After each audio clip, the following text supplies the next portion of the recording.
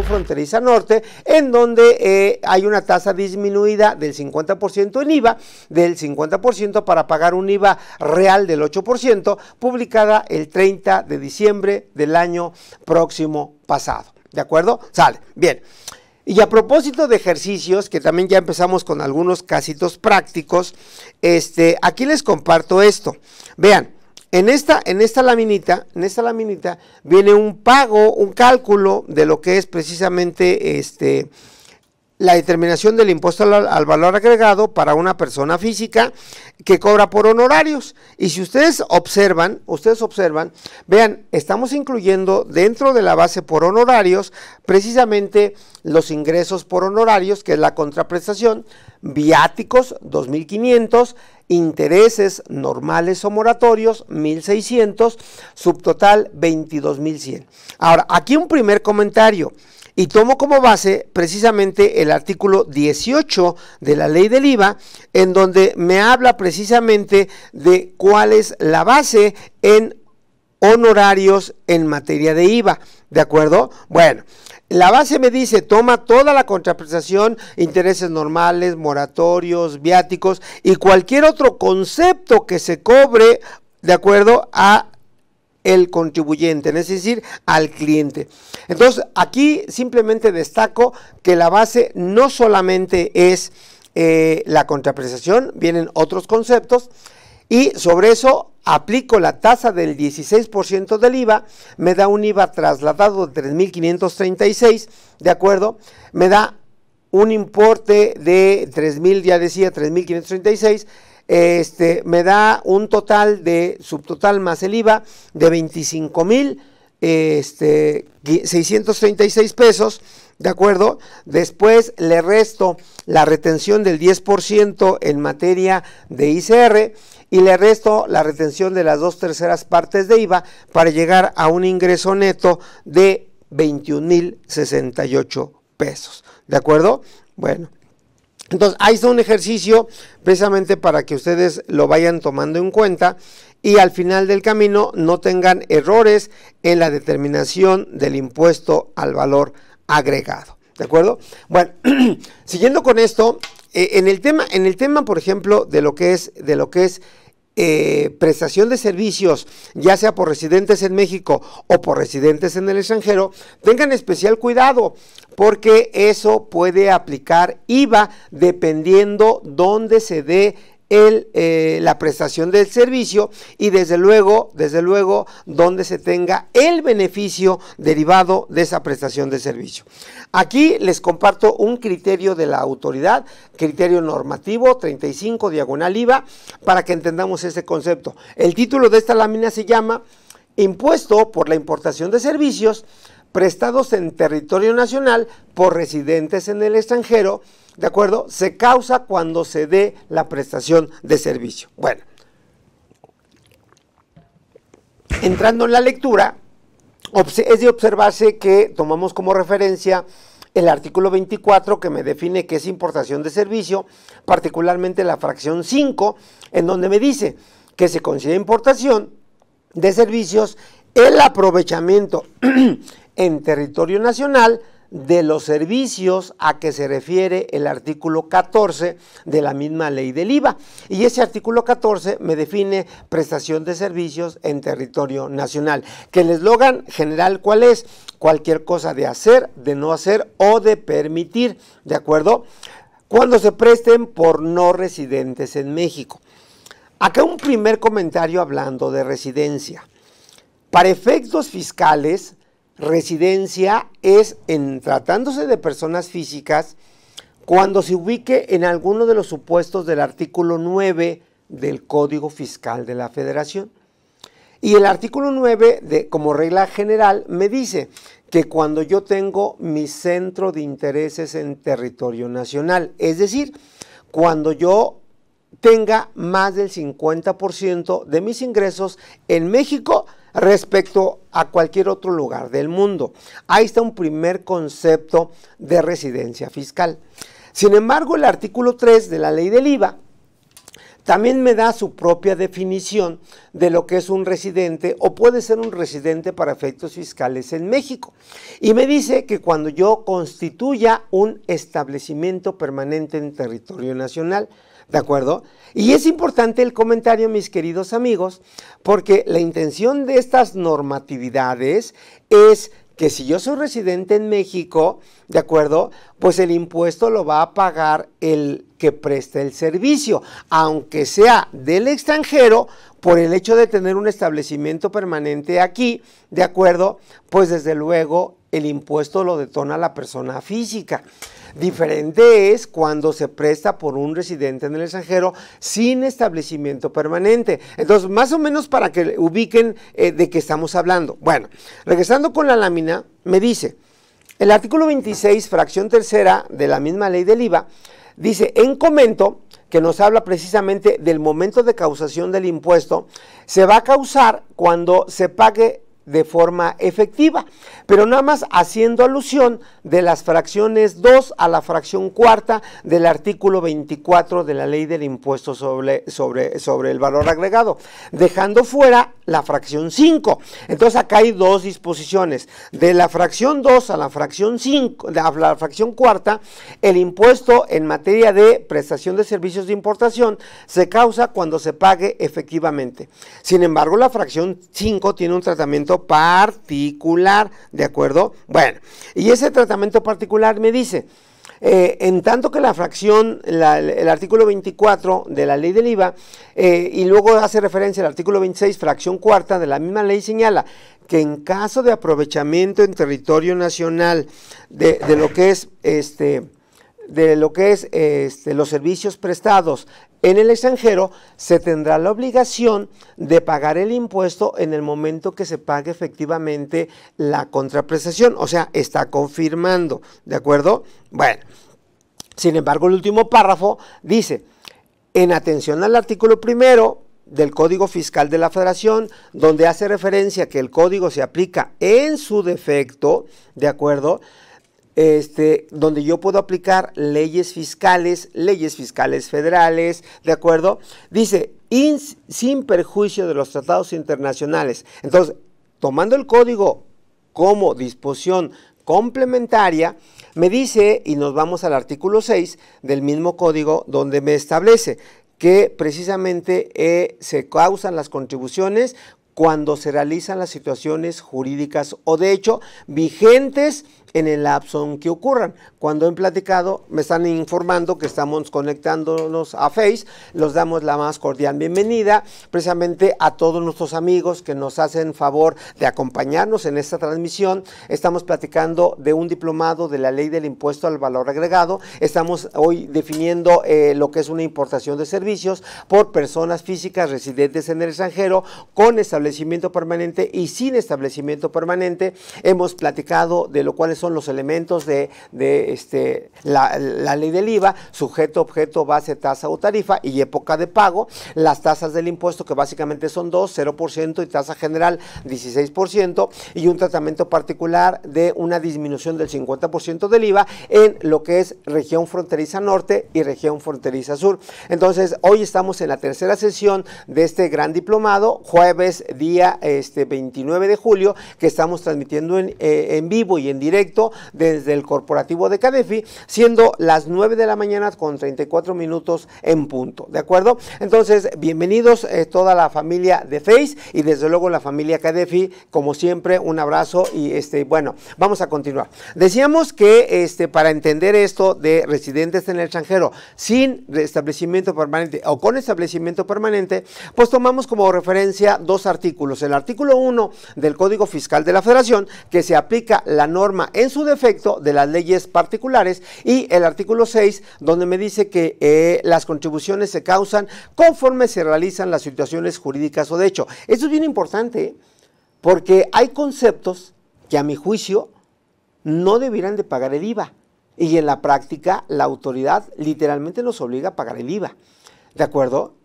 Ahora, ¿por qué lo menciono esto? Porque si no caigo en el artículo 1 de la ley del IVA que está grabando prestación de servicios, lo que es enajenación de bienes, otorgamiento del uso, goce e importación, yo no debía de pagar el impuesto. Pero insisto, a la autoridad, precisamente por el hecho de tener dinero en la cuenta bancaria del contribuyente, literalmente nos está obligando a pagar el impuesto al valor agregado, cosa que desde mi punto de vista se puede defender. Pero bueno, por eso es importante destacar momento de causación de las contribuciones. Y el IVA se causa, por un lado, cuando se realicen actos o actividades, y por otro lado, cuando se detone el flujo de efectivo. No hay flujo de efectivo, no se detona el IVA, ¿de acuerdo? O cuando el interés del acreedor, y estoy parafraseando, el artículo 1, letra B de la ley del IVA, se dé por satisfecho mediante cualquier forma de pago. Pero bueno, regresando a la lámina, el tercer párrafo me dice, así aplicando lo dispuesto por el artículo 6 del Código Fiscal de la Federación, el gravamen se causa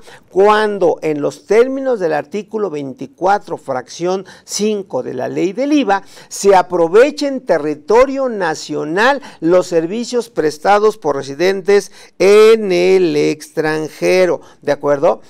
Luego entonces, en conclusión, me dice de una interpretación armónica del artículo 24, fracción 5 de la ley del IVA, así como del artículo 1 y 6 del Código Fiscal de la Federación, ¿de acuerdo? Me dice, tratándose de importación de servicios prestados en territorio nacional por residentes en el extranjero, se considera como momento de causación aquel en que se aprovechen en territorio nacional los servicios prestados por el residente en el extranjero, ¿de acuerdo? Aquí un poquito, para que se entienda un poquito más claro. Vean, aquí pongo el siguiente supuesto.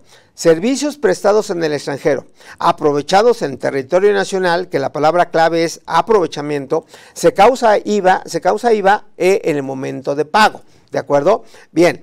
Y sin embargo, el otro supuesto, vean la diferencia, servicios prestados en el extranjero, pero aprovechados en territorio nacional, ¿de acuerdo? Ahora, servicios prestados en territorio nacional por residentes en el extranjero, es un supuesto diferente.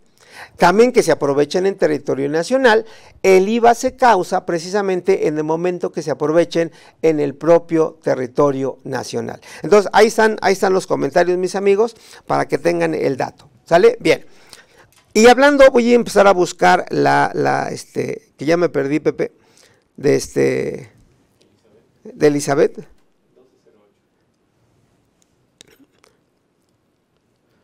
Porque ya me perdí. Voy a ir buscando las preguntas, mis amigos, para que ya le demos cauce.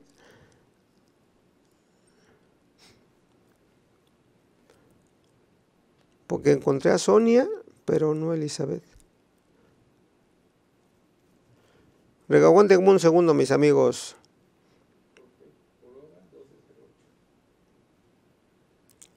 Erika, Eduardo, Andrea, Alberto, Leticia, Yesenia, Roberto. Y aquí ya voy a ir el 1220, a ver si me ayudas.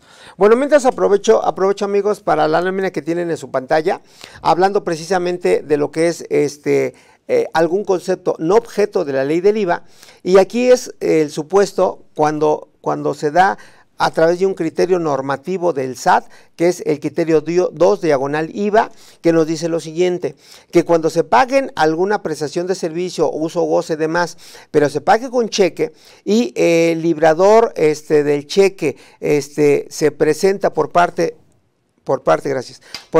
de la persona a la cual se le extendió el cheque, se presente para cobrarlo en tiempo y forma y el cheque sea devuelto, se va a cobrar una indemnización por lo menos del 20% del valor del cheque.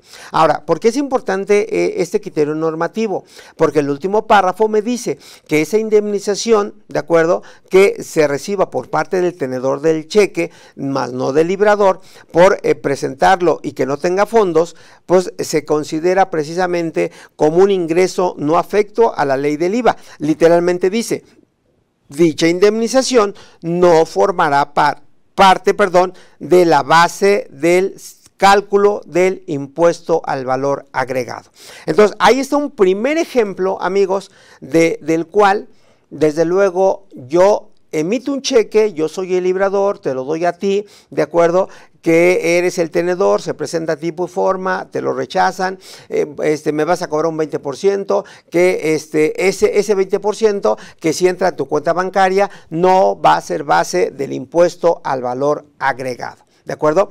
Otro supuesto que también se da precisamente aprovechando estos conceptos no objeto de la ley del IVA, lo encontramos en el artículo 42 del reglamento de la ley del IVA y dice, vean, base del IVA para prestadores de servicio no se considerarán los depósitos para el pago de contribuciones por el cliente. Este es un ejemplo muy práctico, muy real, donde yo, por ejemplo, prestador de servicio, yo te llevo tu contabilidad, por ponerlo en un contexto. Y derivado de la contabilidad acordamos que yo voy a pagar tus impuestos por alguna situación que sea de interés para ambos.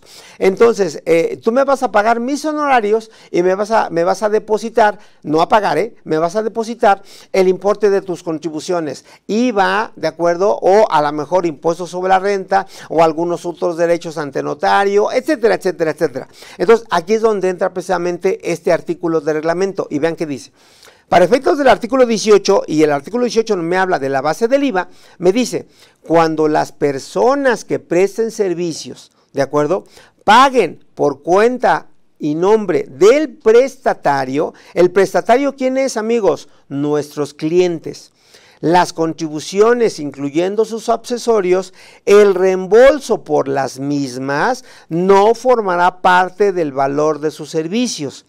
Y el impuesto trasladado en los términos de la ley del IVA, ¿de acuerdo?, no formará parte de las contribuciones a que se refiere este concepto. De tal manera, mis amigos, que si yo pago por nombre y cuenta de ustedes sus impuestos, ¿de acuerdo?, y yo nada más adicionaría de que esos impuestos están reflejados en un contrato y en ese contrato se establecen que yo voy a recibir depósitos para el pago de contribuciones de mi cliente, que yo lo voy a tener perfectamente documentadas y se los voy a comprobar con cantidades exactas, etcétera, etcétera. Eso no es ingreso y tampoco es base del IVA, pero no hay contrato, tengo depósitos, ¿de acuerdo? Aunque yo lo pueda demostrar, se pudiera considerar que sí sería ingreso, ¿de acuerdo?, en los términos del artículo 90 para personas físicas y en los términos del artículo 18 para personas morales y desde luego base del IVA. ¿Por qué razón? Porque está cayendo flujo de efectivo. Entonces, ¿cuál es el mensaje? Hacer las cosas de manera correcta para que si yo caigo en alguno de estos dos supuestos, la indemnización del cheque por no tener fondos del 20%, que no sería base del IVA, pues voy a conservar precisamente la gestión de cobranza, la copia del cheque, etcétera, etcétera, el estado de cuenta y desde luego ese supuesto que me dice que si yo cobro el honorario y mi cliente me reembolsa los pagos de contribuciones que yo hice a nombre y cuenta de él, esos dos supuestos no son ingresos y no son base del impuesto al valor agregado. ¿De acuerdo? Bueno, dejamos de momento los ejes rectores de la ley del IVA, que hay cosas interesantes, amigos, y vamos a retomar algunas preguntas, ¿de acuerdo?, que quedaron pendientes de la sesión anterior y después retomaremos las preguntas que vienen a partir de esta sesión. Bueno, empezamos con Elizabeth y dice, Elizabeth, buen día. Esta pregunta es para el maestro José Antonio y es en relación a la venta de un auto de persona física, sueldos y salarios. Vean, sueldos y salarios. Le envío las capturas de pantalla de la pregunta que le hice al SAT, puesto que el comprador es asalariado también. O sea, los dos, quien vende y quien compra, son asalariados. Y me reportó que por no quererle expedir factura, por lo que en el buzón tributario obtuve un regaño, pero también el SAT me resolvió cómo genero una factura si el sistema no me deja. Bueno, pues efectivamente me anticipo, mi querida Elizabeth, que el sistema no te va a dejar por una razón sencilla. Toda vez que tú como vendedor eres una persona asalariada, estás vendiendo un bien mueble usado que en los términos del artículo 9, fracción cuarto del IVA está exento, en consecuencia no estás obligado a emitir un CFDI, toda vez que no eres contribuyente de la ley del impuesto al valor agregado. Ve lo que estoy diciendo, no eres contribuyente de la ley del impuesto al valor agregado y en consecuencia lo único que tendrías que hacer es un endoso de la factura original que tú tienes, a tu nombre desde luego, la operación no causa IVA y desde luego soportarla con un contrato. ¿Queda claro? Y en ese contrato establecerás las reglas generales de la compra-venta, montos, plazos y demás, precisamente y señalando lo que yo te estoy comentando. Bueno, vámonos con otra pregunta y dice, ok, bueno, creo que es la misma. Vámonos con Xochitl. Dice, ¿cómo se saca la proporción del IVA? Bueno, pregunta concreta, respuesta concreta. Mi querida Xochitl, el fundamento de entrada está en el artículo 5, requisitos para que el IVA sea acreditable, fracción 5, ¿de acuerdo? Y la proporción se saca dividiendo actos grabados al 0 y al 16 entre el total de actos grabados y exentos. ¿Queda claro? Pero solamente sacas la proporción en gastos, en compras e en inversiones cuando no se tenga identificado el gasto, la compra o la inversión con actos grabados. Me pongo un ejemplo, fíjate, escuelas, que es muy práctico mi ejemplo. Si yo tengo una escuela y tengo autorización para, a través del REBOE por la SEP, para brindar clases, ¿de acuerdo? La operación en materia de IVA está exenta.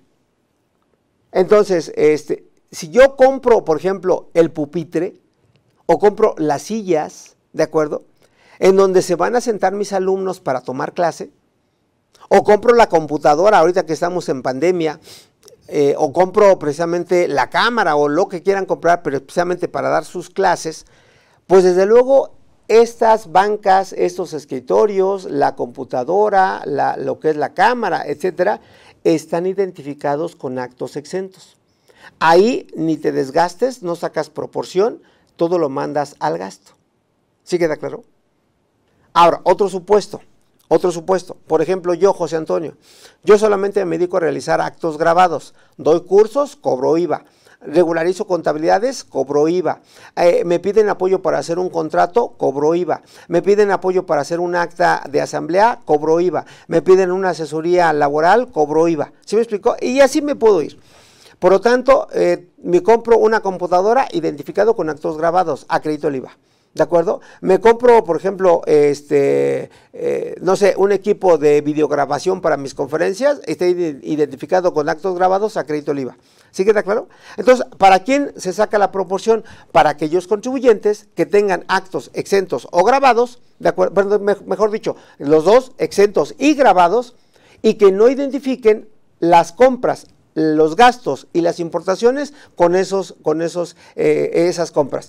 En ese orden de ideas se saca la proporción que ya comentaba mi querida Xochitl. ¿De acuerdo? Vamos a ver un caso práctico. Vámonos con Omar. Y dice, buena tarde, maestro José Antonio Daniel de la Ciudad de México. Bueno, ya no entendí si es Omar o Daniel, pero saludo a los dos. Dice, en el sector de la construcción, me queda claro que por jurisprudencia los servicios de construcción para casas a habitación están grabados a la tasa general. Bueno, hago una primera acotación, mi querido Omar. En los términos del artículo 9 de la ley del IVA, que me habla precisamente de enajenaciones exentas, la enajenación de casa habitación como tal está exenta. Y por reglamento, me dice que los servicios de construcción, que son dos cosas diferentes, ¿de acuerdo?, para casa habitación también se consideran exentos. Y por un decreto que ya tiene algunos años circulando, me dice que si yo construyo o hago construcciones adheridas al suelo y a su vez compro el material y me venden el material y la mano de obra, esa operación que de entrada estaría grabada por la compra del material, se convertiría en una operación exenta. ¿Me explicó? por decreto. Sin embargo, dejo a un ladito, de momento, un concepto que se llama servicios parciales de construcción, que se cuece por aparte. ¿De acuerdo? Entonces, nada más para ir acotando tu pregunta, mi querido Omar Daniel. Ok, dice, retomo la idea, dice, en el sector de construcción me queda claro que por jurisprudencia los servicios de construcción para casa habitación están grabados a la tasa general. Bueno, ya platicaba, no por jurisprudencia, por reglamento. Servicios de construcción para casa habitación también se consideran exentos. Ya lo vamos a ver más adelante. Bueno, dice, están grabados a la tasa general, y que el desarrollo inmobiliario para construcción y venta de casa habitación es exenta. En este segundo caso, las áreas comunes, ¿de acuerdo? Como estacionamientos, acondicionamiento de áreas verdes, graban IVA. Te pongo un ejemplo clarísimo. Vean, dependiendo cómo tengas tu diseño. Y te pongo dos ejemplos.